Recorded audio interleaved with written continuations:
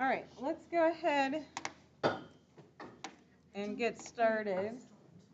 So I have a demo today, so we'll warm up and do a little bit of lecture, talk about these standard conditions, and then we'll go back and kind of explore some of those gas laws with the liquid nitrogen. Were there any questions about anything before we begin, logistics or anything? So of course this is the end of week 8, so just keep that in mind in terms of assignments and all that. And so last time we had left off that we have these kind of two equations, right? We have PV equals nRT, or we could rewrite it in kind of this universal variable form. And then this brings us to our standard conditions. And so this is really useful. And so you'll see it abbreviated as STP. And so what are these standard conditions? And so with our standard conditions, our pressure is set at 1 atm. Our temperature is at 0, so that's a convenient 273 degrees Kelvin. And so we'll look at this 1 mole, how we get there. And then our standard volume is 22.4 liters. And so, right, remember from what we said last time that the identity of the gas doesn't matter. So this is right for all gases. So it doesn't matter what it is, could be, right, methane, xenon, hydrogen. They're all going to follow these conditions at STP. And so we can prove how we get there. So one way is if we just solve for volume and plug it into, of course, right, PV equals nRT. So that's all they did here, right? And of course, don't forget that R was our gas constant, so they put kind of the more elongated form, and we use kind of the rounded 0.0821.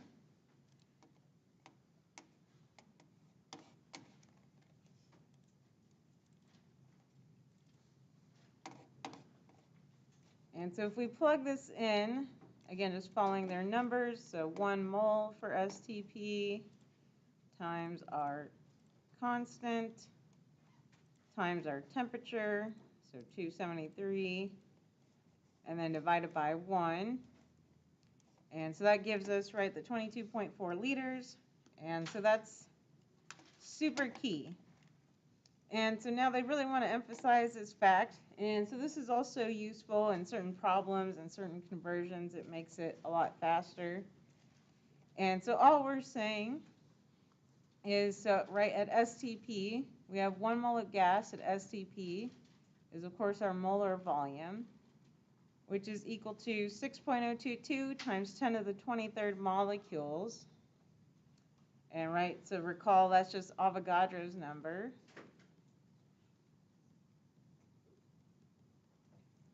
And so you could always look back at your mole highway as well to kind of see how that relates.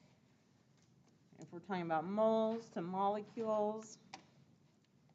And so again, right, 1 mole of our different gases, they're all considered to have our same volume, so all 22.4 liters. So what property would vary, though, depending on the identity? So we said that they have the same volume, but if they have different masses, remember what property relates volume and mass?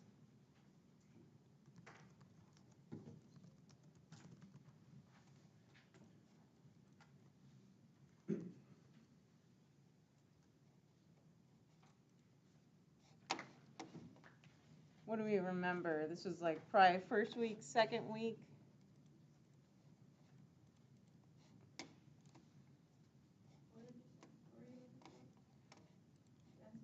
Yeah, density. So density, right, is what I was asking. So I have different densities. And then, yeah, exactly what you said. So density, right, mass over volume. So even though volume is the same, right, they all have the different masses. So that would be the different property there. So just keep that in mind.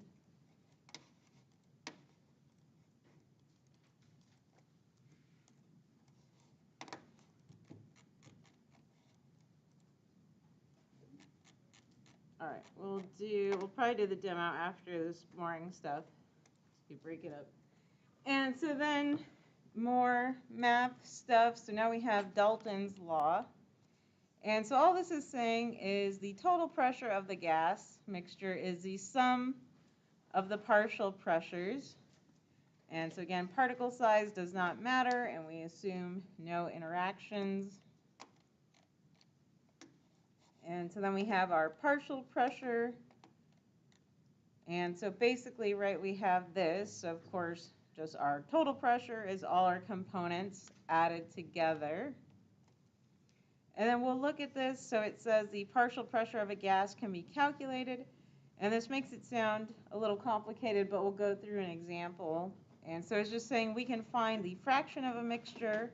And so if we know the fraction and the total pressure of the mixture, then we can just multiply it by the percent composition and figure out the pressure.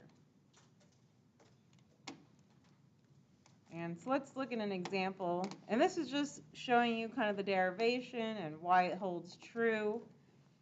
And so, of course, they have pulled out, right, PV equals nRT here. So they pull that out with each of these. So, right, P total equals your component of pressure A plus pressure B plus pressure C. And then, right, PV equals nRT. So all they did here was solve for P to substitute like so. And so their point is just it's dependent on the molar fraction amounts. And so what is mole fraction officially defined as? So all that is just, right, your moles of component A or whatever part you're interested in over, right, your total moles. So not too difficult. And so then it says, right, the number of moles of a component in a mixture divided by the total moles is our mole fraction. So that's just that formula. And so what does this mean? So let's go through this example. And so we find for us, so right, we have our air. And so air has a 78% composition. And so we say, well, find its partial pressure. And so if it's 78%, so notice, right, all they do is we convert our percent to a decimal and then multiply it by the total pressure. So of course, right, this is just our total pressure of our air. And we're just assuming, right, 1 atm. And then that tells us that then our pressure of nitrogen is 0.78 atm. And so we could do this for the next two major components of air. So, right, oxygen is about 21% of our composition of air, and then argon is about 1%.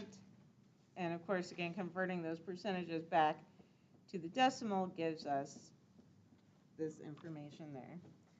And then, of course, right, this is oversimplified, so there are other little gases in there, methane, CO2, probably some xenon. Those are just the three major components. Questions about partial pressure?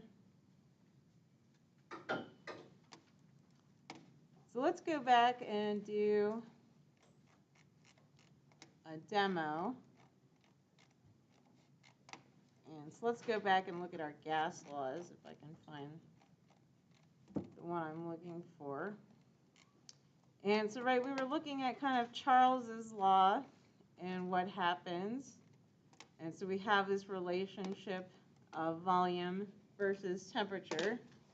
So let's go ahead and look at that.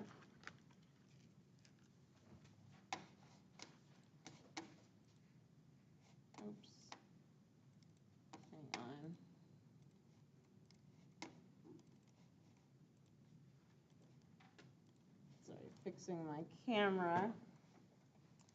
And let me do something. There we go. Hopefully this works. Okay. So I have here liquid nitrogen. Of course, liquid nitrogen is pretty cold. And so then we have our regular balloon here. So let me try to center this better. So we have our balloon. So what do we think is going to happen when we put it in this liquid nitrogen and cool it down?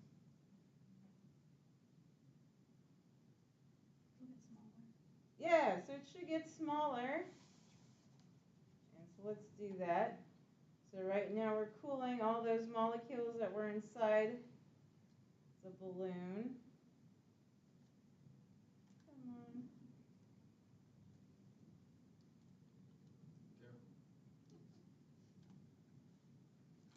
Ooh, you can stick your hand in liquid nitrogen, not that I would recommend it.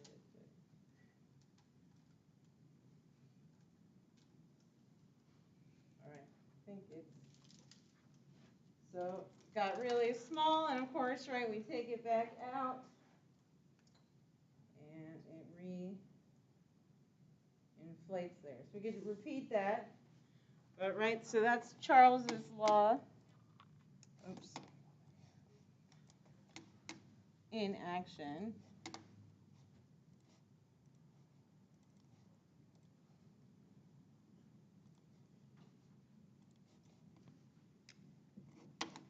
So right, that's showing us our relationship, so volume. And so right, we saw, so we decreased the temperature, and then we of course also saw the decrease in volume.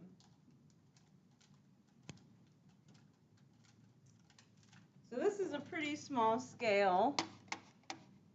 And so now I'll show a YouTube video that kind of does this on a larger scale, which is pretty cool. So let's look up, so crushing. And so with the balloon, it's kind of less impressive. But if we look at this video, we can see kind of what is possible. So let me. Hi everybody, I'm meteorologist Jay Burschback along with Carl Nelson at the Imagination Station. Today we're dealing with one of my specialties, air pressure, the power of air pressure. And you may have seen this experiment before using a gas can or a smaller can. This is big scale. This is the Imagination Station's version of supersizing that experiment, showing air pressure which can crush this huge barrel. Carl. So we got a steel 55-gallon drum here. I just want to give you a sense for how strong, how rugged these barrels are. Jay, if you could stabilize the barrel, I'm going to take a sledgehammer and try to... If you relied on me to crush this barrel, we'd be here all day. Sure. Because that thing is pretty tough. So instead, like you said, we're going to use air pressure to crush this drum. So I'm going to flip this up. I'm just going to stick it on its end here. On its end? Oh, okay. Because what I'm going to do first is add some water inside. About 6 cups of water. And what the water is going to do is we're going to create water vapor inside that we're going to heat up. Now water vapor when it's warmed up and air when it's warmed up occupy a little bit more space. Our goal is to try to trap some of that expanded air and water vapor inside. We're going to seal this up and then cool it down. Okay. We should see some crushing action at that point. But first, we're going to need to heat that air up. Okay. So help me flip this up on our stand here. Okay. The thing we're looking for, Jay, is we want to see a nice, solid stream of steam coming out this opening here. Sure. And in order to do that, we can't just use like a blowtorch or anything small. As this is the supersized version, we're going to use one of these road torches. Yeah, I think I'll back up. Right. So it'll take a few seconds here to get the water warmed up inside the barrel. But to give you an idea how big the flame we're going to work with.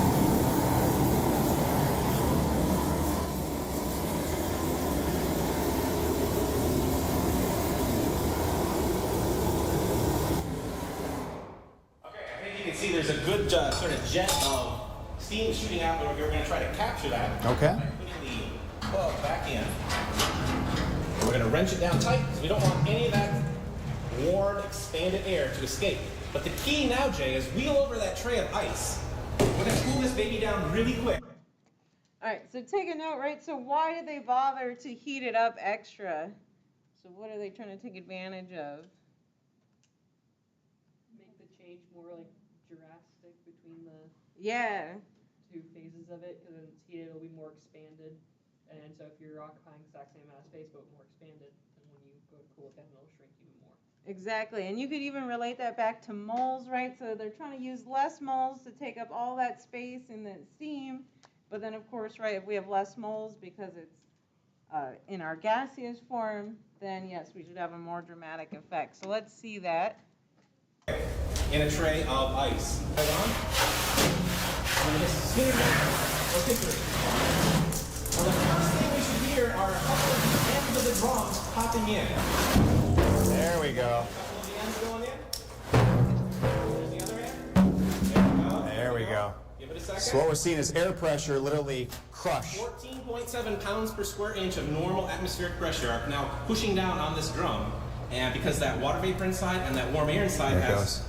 cooled down, taking up less space, doing a lot more damage than that sledgehammer did earlier. That is to the drum. amazing. Looks like a pop can or a soda can. Looks like a pop can or soda can. Or if you ever rinsed out plastic milk jugs, Sure. and then you put the cap back on with warm water, stick it on the counter, you can see after a time they start to like collapse back in. Same principle, but it's a safe at-home way you can do it. Sure, yeah. Have you all seen that with like milk jugs or other containers that you rinse out? Ever done that? Maybe go home and, try that one day. Rinse out your milk jug, put the cap on those so you keep, right, moles the same, and watch that kind of go in a little.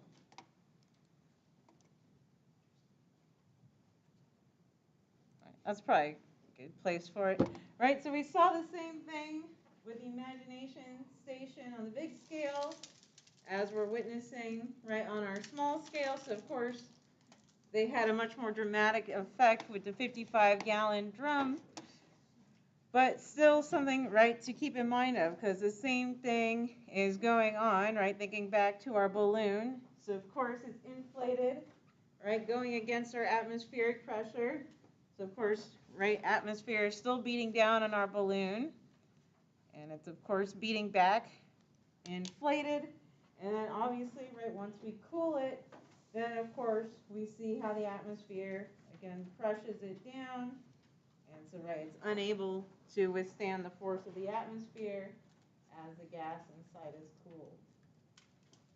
All right, so after class, we can have more fun with liquid nitrogen if y'all want. And do random stuff. All right, let's continue with our official lecture then. All right, so now we're getting into phase changes. And so, right, we've kind of been dancing around this subject now. So we've kind of seen different substances and their different states. And we can primarily think of water, but we do have, right, liquid nitrogen here. So we're seeing nitrogen in its liquid form. So that's kind of interesting. But what dictates what a substance is at certain temperatures? We haven't really answered that. So we're going to look at both phase changes and then, of course, what dictates these. And so now we're going to shift too, because, right, in gas laws we were saying, well, okay, we're assuming that there's no attractive forces, that they don't interact. But now we're going to look at these attractive forces. And so let's take a look at this word for a second, because it's really important. And even like second-year organic students screw this up. And so if we see, right, intermolecular, so kind of like your interstate highway, right, that goes between states. So these intermolecular forces, right, are forces between molecules. And so they're going to be less strong than like a covalent bond. And again, right, we're not talking about breaking bonds. We're just talking about breaking those intermolecular forces.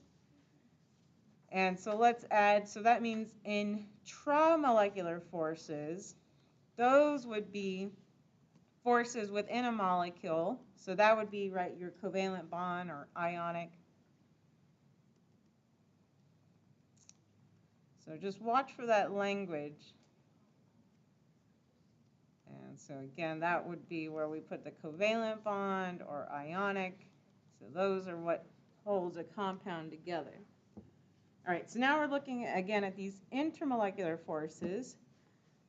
So again, we're talking about forces between two molecules. And so this is what holds them together and dictates their state. And so now let's go through this. And so the first one is all attractive forces are electrostatic in nature. So, right, electrostatic just means that at some point we have to have some positive end and some negative end for there to be an attraction. So that's all electrostatic means. And then we'll look at the difference in the strength. So it says the strength of the attractions between the particles determines its state. And so this is pretty cool. So we'll look at different trends, but then this will give us a greater appreciation as to like why water is a liquid at room temperature. So we'll learn that that's kind of weird given its molecular weight. And so we'll see this kind of trend. And so in general, right, the stronger the attractive forces, the higher the boiling point of the liquid or the melting point of the solid will be. And so again, we'll kind of generally characterize our forces from weak to strong.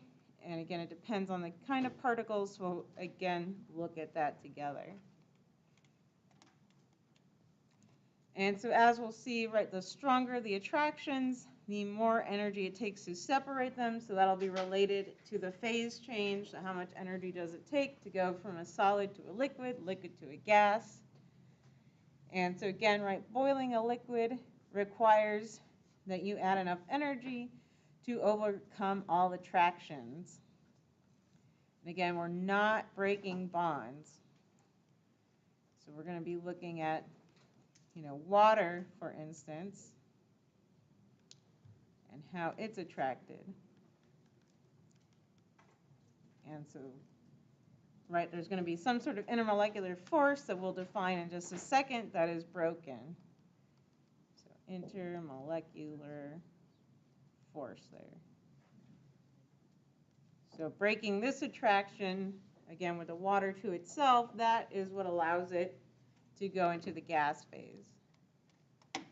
And so of course we'll see this reflected in their boiling point trends. So the higher the normal boiling point. And normal boiling point just means like at regular 1 atm, that's considered normal boiling. So whatever the boiling point is at 1 atm, that's going to be related to the attraction of the intermolecular forces. And so again, we'll see that. And so this is just a very general, so why are things attracted to each other? So it mentions that you have to have some sort of opposite charges. And so we've seen this from the most extreme, where we have, right, an cation pairs with an anion, such as in an ionic compound. But then we'll look at other examples. So we'll look at polar molecules and how that creates a dipole. So this would be, right, some sort of unevenness in electron distribution. And so we'll look at how even nonpolar molecules will have temporary charges, so we'll look at that. And so this is in general, so a larger charge means a stronger attraction, and then a longer distance equals a weaker attraction. And so that kind of makes sense. So right, if they're closer together, then that force is going to be stronger. And again, charges, so magnesium 2+ would be stronger versus like a sodium, for instance, since it's a 2 versus a 1. All right, so let's start going through the forces. So the first one is called this dispersion forces, and you may have heard of it. It goes by a bunch of different names too. And so you may have heard of London dispersion, so that's also the same name. Or they're also called van der Waal forces, if you've heard of that. And so this is the weakest of the intermolecular forces. And so these London dispersion forces are due to fluctuations in the electron distribution, resulting in a temporary dipole. And so let's look at the diagram to understand what that means. And so this is a really nice visual that the book has. And so we're looking at a helium atom, right? And let's just say, so of course, right, these electrons are moving around, moving around. And what if we could just take a snapshot of it at a certain point in time? So we just take a snapshot. And so what if it just so happens at this snapshot that the electrons on this helium are kind of on the left side. And so notice, right, they've drawn a partial negative charge to indicate that, yes, it just so happens at this point in time, the electrons are on the left side. So if the electrons are over here, that means that on this side, right, we have a temporary partial positive charge. And then if it happens that its neighbor is kind of the same, doing the same thing. So now if its electrons are also on the left side, so notice we have this kind of partial negative next to a partial positive. And so here, right, is where we have our intermolecular force. So our temporary attraction. So there's our London dispersion right there. And so again, they just kind of repeated this just to emphasize what could happen. And so again, temporary. So now we have a temporary positive charge on our middle one. And so that leads us to have a partial negative on our other side. And of course, right, this is just a snapshot. So it's going to be pretty weak. So they feel this little attraction. But then these electrons are going to continue zooming around, right? So this is only an instantaneous force where it's, again, temporary and fleeting, right? So then it may happen again as the electrons move around. But obviously, right, this is kind of alluding to why it's so weak. It was just temporary, it was just floating. And so these are the weakest forces. And so everything has London dispersion. So that's really important. So, right, every molecule has these London dispersions, or van der Waals, whatever word you like. And so it's just in these nonpolar molecules where these dispersion forces play an important role, since again they're the weakest. So like the dipole moment or hydrogen bonding that we'll look at later, those tend to be stronger. And so like we saw with that diagram, we have a temporary dipole is established, and so that helps induce a dipole on the other molecules. And again, obviously it's a fleeting force. And again, all molecules and atoms will have dispersion forces. And so let's look at the trend then. And so we see the bigger the molecule, the greater the dispersion force. And that kind of makes sense. So as your molar mass increases, right, you have a larger electron cloud that can be more polarizable. And so this is best reflected in the boiling point trend. And mass would also play a part. So we can see, right, helium is obviously the smallest at 4, and it has a boiling point of 4 Kelvin, so pretty darn cold. And then going up, so we can see, right, neon, slightly larger, slightly higher boiling point, and then the trend continues, right, argon to krypton, all the way to xenon, with a boiling point of 165 Kelvin. And so again, like we're seeing with this trend, so the stronger the attractive forces, the higher the boiling point. Again, showing how the larger molecules have a stronger dispersion force. And so shape also plays a role. So we have to think about how can they stack, how can they, get together and have those interactions. And so if we look at pentane versus neopentane, so notice they're just isomers of each other. And we can kind of redraw this. Actually, this is a good diagram for clarity. But they have the same formula, so that's really important when we're just trying to compare this. So, right, same molar mass. So we're looking, right, mass doesn't have an influence on this problem. And they all have the same formula, so it'd be C5H12. But if we look at pentane comparatively, And so they kind of draw it out. But we have a larger surface area for interaction. And you can kind of draw it, right? So you can see how these pentanes can kind of stack up together. And then we have our intermolecular forces then between all the molecules. If we compare that, right, to neopentane, there's just a lot smaller area for interaction, right? So you can kind of imagine if they're trying to interact, right, drawing out another neopentane. There's just a lot less surface area. They don't really fit well either. And this kind of alludes to saturated fats, but that's more of an aside, right? But like saturated fats are essentially just long chain alkanes, right, that go on a lot longer, but that's why, right, they solidify at room temperatures, the saturated fats, since they can stack really nicely versus like an unsaturated fat. And so then if we look at, so now we're looking at N-alkanes, which just means straight chain. And so again, they're comparing the boiling point trends. And so of course we see it with a larger molar mass, then obviously greater dispersion forces. And again, you can imagine, so let me see if I can draw octane, 1, 2, 3, 4, 5, 6, 7, 8. So right as they get longer, that also just means they can stack better and have more intermolecular interactions there. And so again, just appreciate the trend. So pentane has the lowest boiling point of about probably 38, 39. What did they say up here? 36.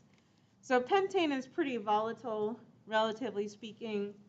So if you were pouring it out and playing with it, you'd probably see some vapors. And then hexane is obviously right above it. So hexane, while we're talking about it, so hexanes are dangerous, at least more dangerous than people tend to realize. So especially sometimes you see people working in like industry with oil spills, and this is what commonly happens. It's like somebody spills a bunch of oil, and then, well, if you want to clean up oil, the best thing is to use a nonpolar solvent. So then people grab the hexane, but hexane, you don't want to breathe in too much. And so you would probably be fine if you were just exposed to a little bit of hexane. But what is worrisome is like chronic long-term exposure to a bunch of hexane. And so the problem with hexane is not hexane itself, but once your body metabolizes it, it becomes a new product with the perfect 6-chain length to mess up your synapses, which can affect obviously your motor functions and eventually speech or any sort of neurological damage. So I would say avoid hexanes, but pentane and heptane, those are both safer options. So those are the ones I would pick since they're its neighbors. And then again, we see increasing boiling points with increasing chains. And so, right, that means, so branch chains would have lower boiling points than straight chains. And so, right, like for hexane, for example, there's different hexanes. So you could draw like 1, 2, 3, oops, too many. 1, 2, 3, 4, 1, 2, 3, 4, 5, 6. So this would just be like an isomer of hexane. And so all its point is to say, right, it's going to have a lower boiling point than the straight chain hexane. So it still has the same formula of C6H14.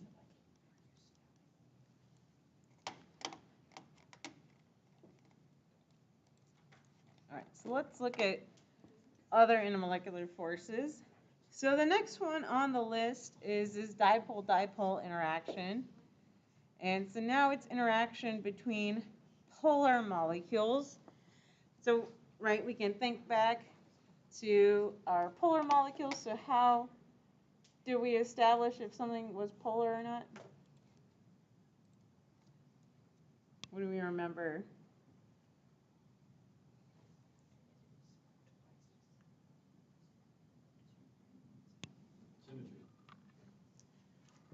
So symmetry was a part of it. So polar molecules, so if it's nonpolar, at least all around, there's usually symmetry. But then what else do we have to do? Nice. So, right, what he's referring to is the difference in electronegativity. I think it was greater than 0.4, but 0.5 is pretty darn close, right? So basically, once you get into that range, that means that, right, we have a permanent dipole. So we have, right, electrons are favored on one side over the other. So if we establish that we have a polar bond, and then again, with our molecular geometry, so if our geometry indicates that it's polar, right, so not having symmetry. And so all of that determines a substance's polarity. And so if you want to get a better handle of it and kind of have what I would say a quantity, a way to quantify how polar something is, you can look at a dipole moment of the substance. And so let's go through this trend. Well, let's first look at, well, what is polar? And so we're looking at this carbonyl group. So this is just a pretty standard, this is actually acetone drawn here. So we have acetone and our carbonyl group. So this is fairly polar, right? We have a carbon and an oxygen. And so I kind of like the electrostatic potential map. But we can also, I also want to show how we can draw some resonance structures. So we can draw it like this, but then we can also draw what are called resonance structures that kind of show the movement of electrons.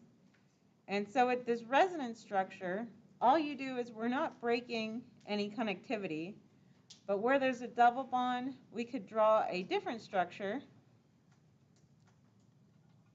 that kind of shows where the electrons can go. And this would be relevant for mechanisms as well, again, if you continue in chemistry or biochemistry. And so this is a resonance structure. It's breaking the octet rule, but again, it could be an intermediate for some sort of organic mechanism. But what we're trying to point out here is, yes, right, this oxygen can carry kind of this negative charge. And so if we average these two structures, we kind of get this idea here. And again, oxygen's electronegative, so that also helps this argument. And so I like this electrostatic potential map. And so usually these are done by some sort of computational software and usually obviously backed up by some data to go along with it, such as like the dipole moment. And our red areas here show, again, our high electron density, and blue showing low electron density, especially around our hydrogens and our carbon center. And so this is also showing us our carbon center is ready for attack. So this would be called nucleophilic attack, which is now probably going too far. But just, if you take OChem, this will come up later.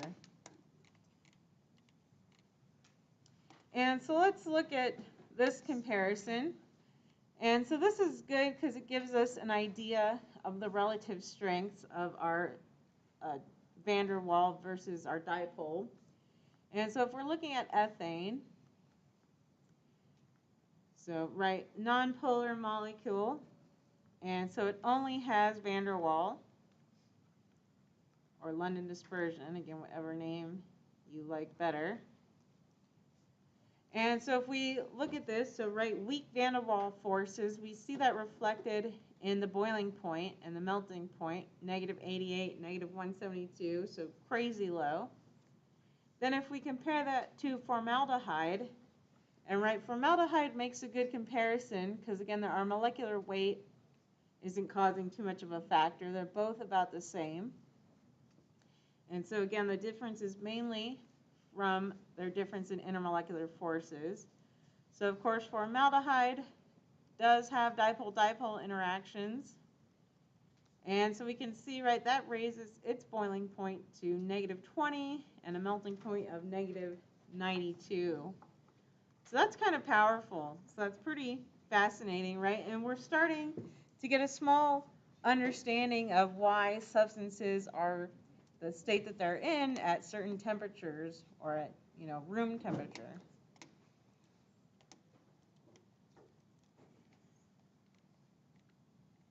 And so this is a good graph as well. And so I wanted to put some numbers in context with this.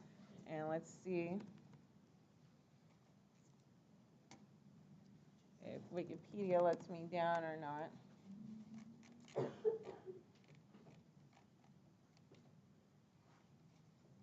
All right, it actually has a dipole moment for propane. I was striking out the other day with the alkanes. Go away. So I'm looking at propane right now. So that was the first one on this chart. And so notice, right, they picked all these molecules since they're all about the same molecular weight. So we don't want their mass to be a huge influence. So, right, all around 44 or whatever for all these. So that's not the difference. Instead, we're comparing how polar they are and how that raises the boiling point. So propane is nonpolar. So let's go back to our picture, right? Nonpolar, only London dispersion forces. And again, I like putting a number sometimes. And so if we look, its dipole moment is 0.083.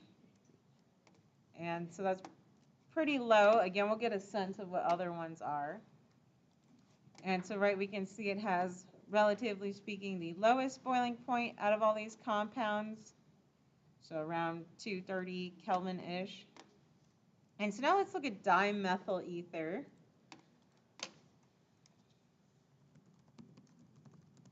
And so let's look at, see if Wikipedia has a dipole moment for us. So dipole moment. And so let's look at this compound for a second. So notice, right, oxygen is in the middle. Of course, you can imagine it has two lone pairs on it, so we probably have high electron density in the middle. And so we kind of see that reflected in its dipole moment, so 1.3. So not super polar, but right, still polar. And so let's continue down the list. So then ethylene oxide. So this is an interesting compound.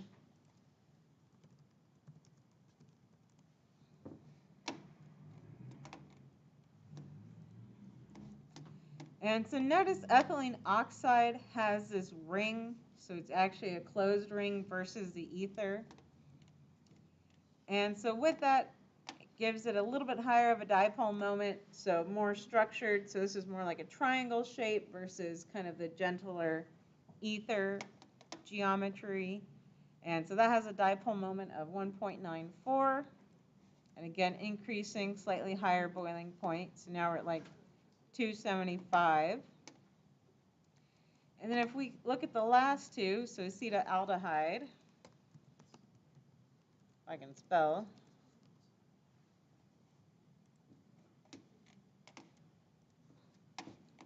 So acetaldehyde, so now we have a carbonyl group kind of on one side of the molecule.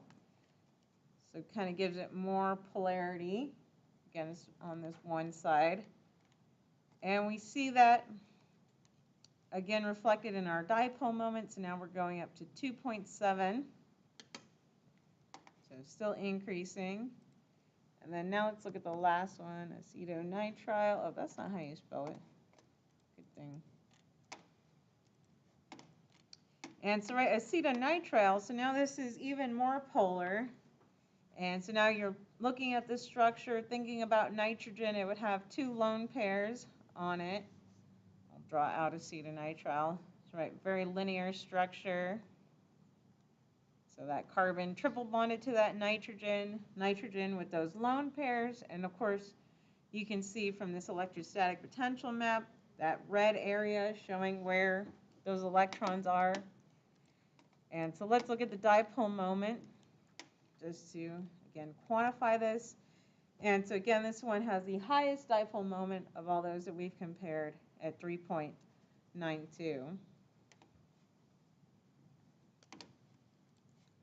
And so again, that follows with the trend, which the one that is most polar then has the highest boiling point out of all those, again, with a similar molecular weight. Any questions on that part so far? Seem pretty intuitive, hopefully.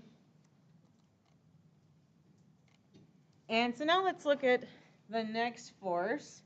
And so this is basically a special dipole-dipole interaction. And so this only happens in these scenarios. So I would write this down somewhere. And so if we can look at our periodic table as well to kind of tell us why this is. But basically it has to do, we have hydrogen, and it only has one electron to begin with. And then if we pair it with something that's extremely electronegative, like oxygen, and of course, nitrogen, oxygen, and fluorine, they're all right next to each other, all in the first row of the periodic table. And of course, fluorine's our most electronegative. But all of these, what they do, is they take so much electron density that we basically have an exposed proton. And so, again, that's usually indicated by a partial positive and then some sort of partial negative charge on our electronegative element. But again, this only happens in these three scenarios. And so these are generally alcohols, amines, or HF. I can't think of a lot of HF bonds in molecules. And so again, it's basically an extreme dipole-dipole interaction. But if we look at this hydrogen bonding, so we'll see how strong it is. And so this is a good representation. So now we're looking at ethanol. So we have our two black balls there for the carbon. So ethanol means 2 carbons. And then we have our alcohol group here. So this is just an alcohol group, or OH. And so we have this hydrogen, which we can label as partial positive. And so that means that a hydrogen from another alcohol molecule is going to be attracted to the oxygen of the other molecule. So this interaction here between the different molecules is our hydrogen bonding. And so in general, the more hydrogen bonds a molecule has, kind of the stronger, or the higher the boiling point. And so if we compare ethanol to water, for instance, ethanol, even though it's a little bit larger, water has the higher boiling point since it has 2 hydrogen bonds. And so of course, you can draw this out. And so obviously, they're all going to be hydrogen bonded together. And so we can also go back and talk about the structure of ice.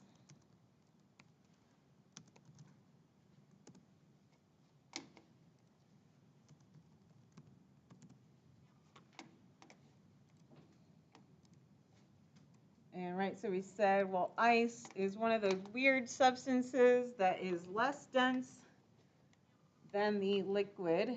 And so again, that goes back to its arrangement. So this is its ice structure. And so part of why it takes so much space is, again, all those hydrogen bonding interactions. So you can kind of see that those gray dotted lines, are showing where this oxygen is attracted to that hydrogen. And so because of that, it makes this pretty specific and rigid arrangement. So you can at least appreciate that, or reappreciate that. And so we're seeing, again, hydrogen bonds are considered the strongest intermolecular force, or at least out of these. And substances that form hydrogen bonds will have higher boiling points and melting points than substances that cannot. And then it's just emphasizing, right, hydrogen bonds still aren't as strong as covalent bonds. Oh, man. All right. I just realized we're kind of running out of time. And so let's look at this trend, and then I'll do another demo before we take our quiz.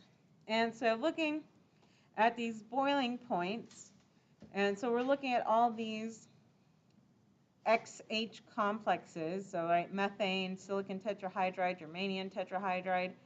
And so they all kind of follow this molar mass trend. And notice, right, our big exception is water, because water has a hydrogen bonding. So I find this pretty fascinating, right, because sulfur doesn't have that, even though we think sulfur is pretty electronegative, but again, it doesn't have the same effect as that oxygen, nitrogen, fluorine combination. All right, so let's do our demo, but I just at least wanted to point out where we're going with this demo. And so related to all these intermolecular forces is surface tension. And so now, have y'all ever done, man, I got my cameras backwards today. Have y'all ever tried to put like how many drops on a penny you can fit in? Yeah. And so let's do that. And let's compare.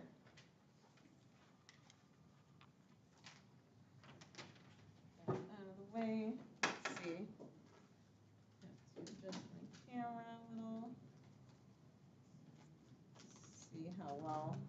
And if y'all can't see, you can always come up later or play with it.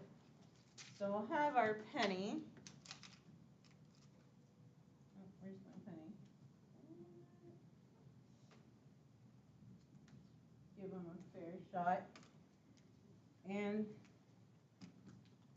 let's see. So let's start with water. And so basically what we'll learn is, right, water, we said it has more intermolecular forces, so greater hydrogen bonding. This is not a penny. These are like English coins or something. Not that it matters, but I guess it's fine. They're the same coin. It's interesting. Just don't want to cheat our results. All right, so let's see how many drops I can get. What's up? I have a penny. 5, 6, 7, 8, 9, 10, 12, 13, 14, 15, 16, 17, 18, 19, 20. Oh man, you can't see that on the camera at all, can you? That's unfortunate. All right, you can come up and look if you want to, since it's not coming out really well. Oh wow, it's really pressed it over. Yeah, so you might want to come up and see. And so now I'm going to see, I think I'm at 20 with the water. I could probably push it. And so I have cyclohexane, which I want to draw cyclohexane, but I'm realizing it's not the easiest thing to draw. So it looks kind of like this.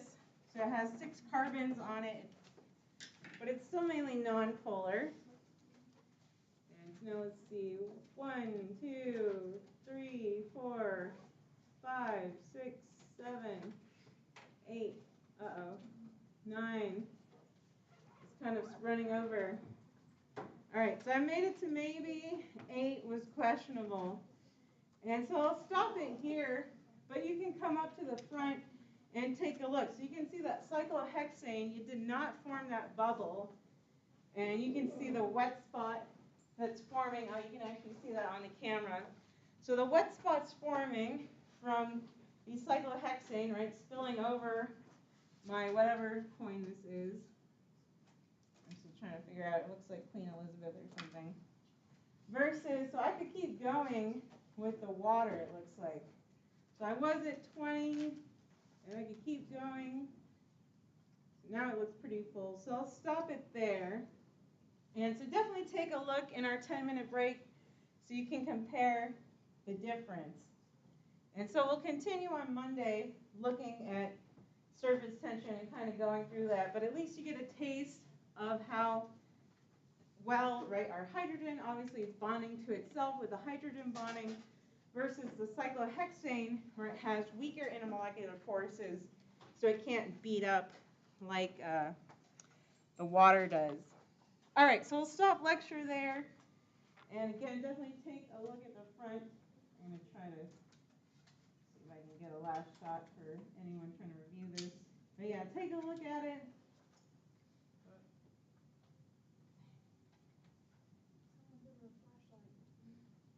I know, I'm trying to see if I can autofocus this camera. But yeah, we'll stop there. Come on. Guess that's about as in focus. But at least you can kind of tell, so you can see, right, the water. See if shining now. Yeah, that's a little better. So, right, just so you can appreciate the big blob on the water versus, right, it almost looks like there's nothing there on the cyclohexane. All right, thanks for your flashlight. I will stop this lecture and then take your 10-minute break and we'll do our quiz.